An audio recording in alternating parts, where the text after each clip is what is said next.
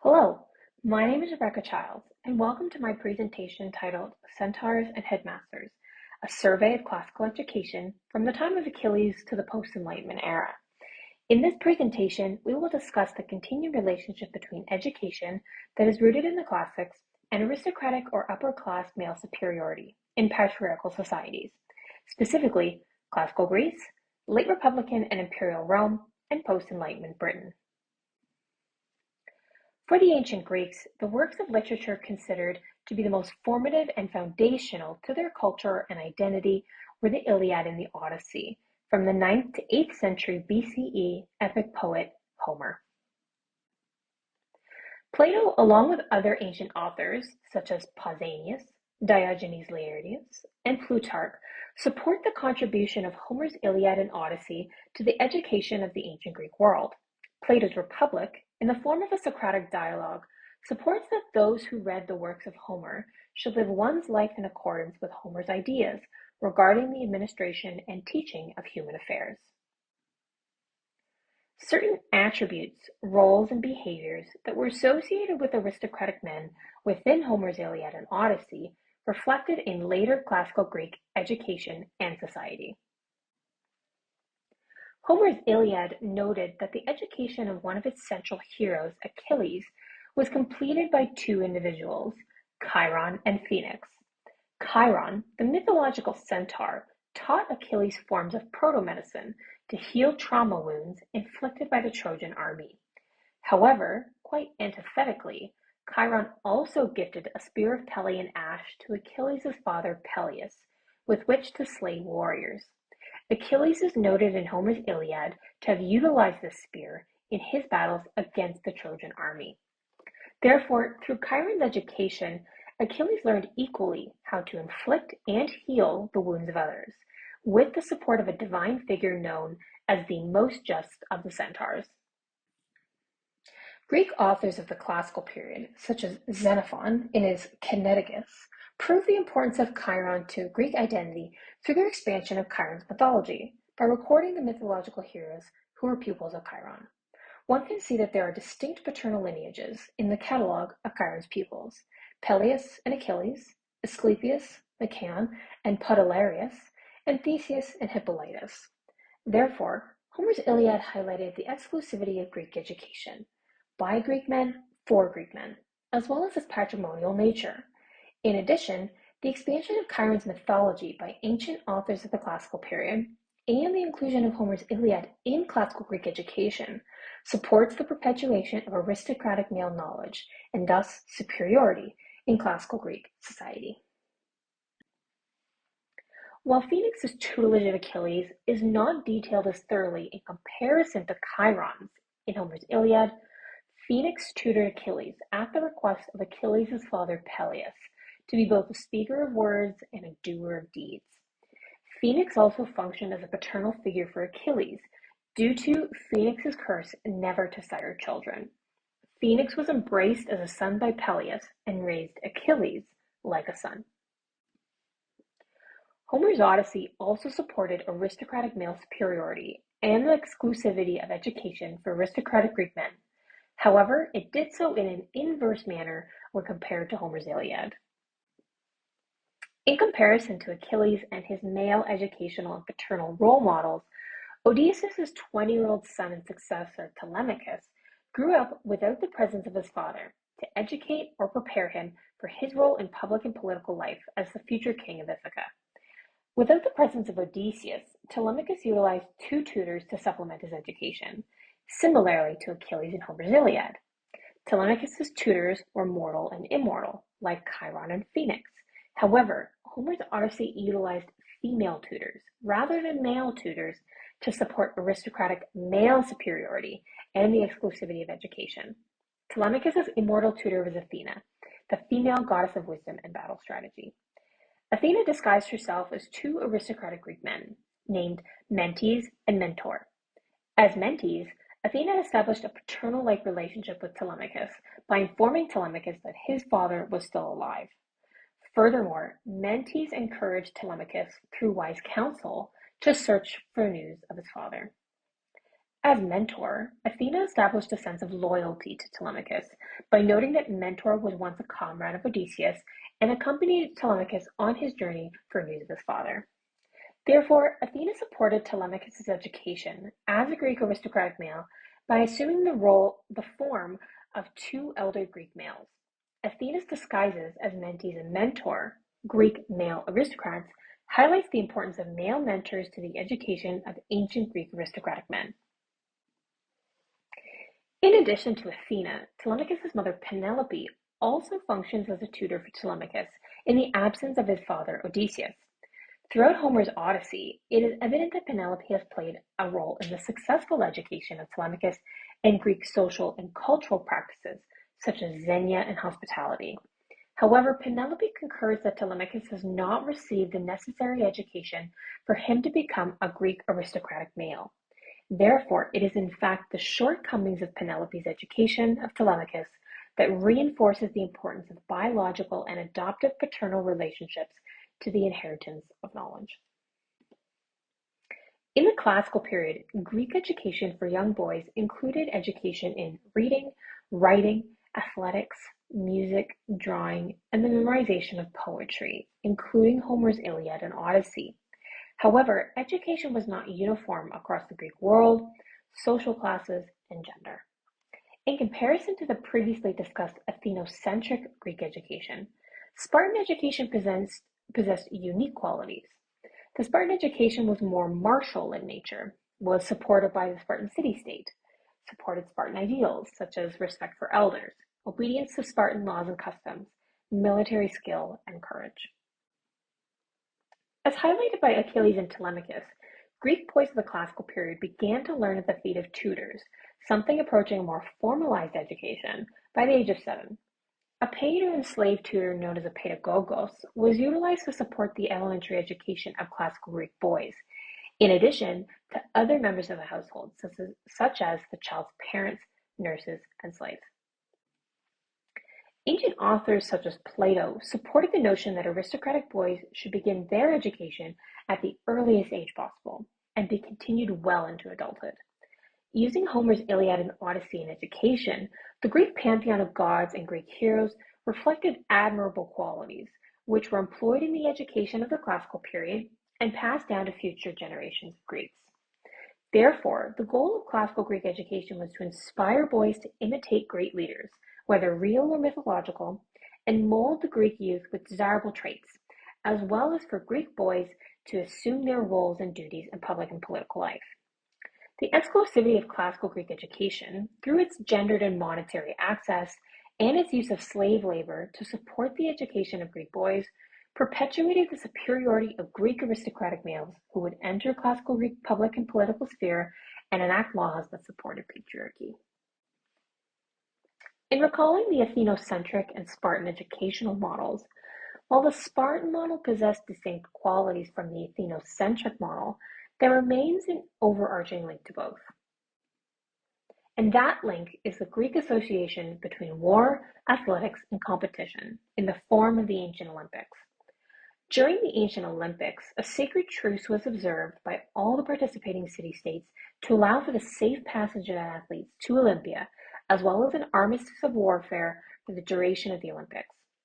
During the ancient Olympics, competition between Greeks was reflected in the gymnastic and equestrian events. One of the gymnastic events that was utilized as a form of military training was the hoplite race, or the hoplitodromos. The runners of the hoplitodromos wore full military armor and carried a round shield. In the 2nd century CE, Pausanias, in his description of Greece, described different religious offerings presented at Olympia. Ares, the god of war and courage, in figurine form, is offered alongside a figurine of personified agon, or contest. The offerings of Ares and agon highlight the associations the Greeks made between war and competition. Furthermore, providing these religious offerings at Olympia, the location in which ritualized public displays of athleticism occurred, underscores the quintessence of what the ancient Olympics represented and the enduring idea of what it meant to be Greek. The associations of war and competition through sports and games can be traced prior to the establishment of the ancient Olympics. to the Greeks of the Bronze Age as represented in Homer's Iliad. Homer's Iliad describes the distribution of war prizes in the forms of physical goods and slaves. War prizes had strong associations with not only the economic worth of individual warriors through the acquisition of more resources, but also their personal worth through their honor and fighting abilities. Furthermore, the acquisition of war prizes in the form of slaves, particularly women and children, supported later classical Greek ideas regarding the superiority of Greeks over non-Greeks, Greek men over Greek women, and Greek men over slaves. Transitioning from the Greeks to the Romans of the late Republic and succeeding empire appropriated much of ancient Greek culture, traditions, and education as the foundation of their own civilization. Rome's appropriation of Greek culture was then modified to the needs of the Roman state. While lacking a formal structure compared to modern educational models, scholars have constructed an understanding of Roman education consisting of three ascending levels: the ludus, the grammaticus, and the rhetor. Roman boys' education began around the age of 7. The Roman educational model trained students in a wide variety of subjects that included, but were not limited to, literature, music, drawing, poetry, and rhetoric, which prepared Roman boys for their future roles in public and political life. Progression through the Roman education system was based upon individual student achievement and competition, rather than by defined age groups, which therefore instilled a kind of hierarchy among students, those who could and those who could not, within the Roman education system. The presence of hierarchy alongside individual achievement and competition in the Roman education system is representative of the Latin term ludus as a whole. In addition to ludus describing the informal first level of the Roman education system, ludus also references Roman sport, entertainment, games, and military and athletic training areas. The term ludus in late Republican and Imperial Rome equally applied to state-organized games for the Roman Republic, known as the ludi publici. State-organized games were of political, cultural, and religious importance to the Romans due to their connections to Roman religion and the founding of Rome. Rome's appropriation of ancient Greek culture includes Rome's appropriation of ancient Greek public displays of athleticism in the form of the ancient Olympics, which also had political, cultural, and religious importance to the Greeks. Various ludi celebrations occurred throughout the Roman calendar, either annually or due to special occasions. Ludi were often associated with a religious deity. Therefore, due to the relationship between ludi and the Roman pantheon of gods, religious aspects of ludi often had traditional rituals with strict rules and requirements of participants. If rules and requirements were not followed, it could result in negative consequences. The annual repetition of ludi with strict rules and conduct of participants would have been an educational opportunity for Roman youth regarding their religious traditions. Therefore, Roman youth would inherit traditions from Roman elders during the religious aspects of the ludi with the goal of divine favor. In the ludus, the first level of the Roman educational system, the teaching of Roman morals within early childhood education reinforced Roman moral and social virtues and encouraged these qualities in Roman children. Therefore, the Roman ludus, in regard to education, supported the development of desirable skills that were taught by the magister ludi, or the schoolmaster of the ludus, to students to embody Roman moral and social values. However, it's important to note that those who participated in the ludi, while gaining the awareness of Roman society at large, Roman law considered ludi participants to have a lower social status, similar to criminals, prostitutes, and other public offenders. This status, known as infamia, meaning ill fame, bad repute, or disgrace, would have excluded these participants from the full set of rights that Roman citizens had. Furthermore, those who competed in ludi or other athletic events for wages were looked down upon as competing as an occupation rather than a leisurely pursuit. In comparison, those who competed in the circuit of local and large-scale agonistic games and festivals that included the Greek circuit of Sacred Crown Games, which included the Olympics, were often members of the Roman aristocracy. Athletes who participated in games and festivals were required to have both natural athletic abilities and abundant financial means to support their athletic career. The costs associated with athlete nutrition and training would have excluded the poorest athletes and their families. Success in the circuit of games and festivals, especially the Greek circuit, provided athletes with social privileges, such as membership of the Athenian Boule, prize money, honorary monuments on the Agora, or front row seats during public events, which underlined their access to higher social status. Therefore, one could see that in Rome's appropriation and modification of ancient Greek culture, which includes education and sport, Rome adopted Greek perspectives regarding social hierarchy and competition. Thus, the relationship between education rooted in the classics and the inherent values of competition, as well as the inherent influence of the socioeconomic hierarchies in Greece and Rome, would later influence the stratification of education in the post-Enlightenment period in Britain. During the Christianization of the Roman Empire, Christian churches served as both religious and educational institutions. Educational curricula during the Middle Ages supported the education of the 7 liberal arts, which were equivalent to the previous Roman educational models. It is during the period of the Middle Ages that some of Britain's most notable grammar schools were established. These grammar schools often began with charitable intentions to provide free educational charity for the poor alongside those of the upper classes. By the late 17th and early 18th centuries, the Church of England maintained its influence on the education of lower class youth in Britain. The establishment of Anglican charity schools and ragged schools were seen as a way to support Britain's growing economy through the training of the lower classes to become, quote, an articulate, literate, numerate, disciplined, and moral workforce. Thus, the education that was provided to lower class children was utilitarian, teaching skills in reading, writing, and arithmetic, with the encouragement that mastering these skills would aid in their employability. However, the attendance of poor children in charity and ragged schools was an opportunity cost when children often subsidized familial income. Poor children and their families were seen as a source of cheap labor and a burden to the Church of England, as they required charitable donations to run charity schools. Thus, the educational curricula of charity and ragged schools were subject to the vocational and ideological desires of the upper classes, for whom they would employ the lower classes. In 19th century Britain, the aforementioned grammar schools of the Middle Ages formed into public schools. It is in the 19th century that public schools and grammar schools diverged into 2 distinct educational entities. While grammar and public schools were both considered secondary level educational institutions, grammar schools taught the grammar of Greek and Latin, while public schools taught Greek and Latin as well as the works of classical authors.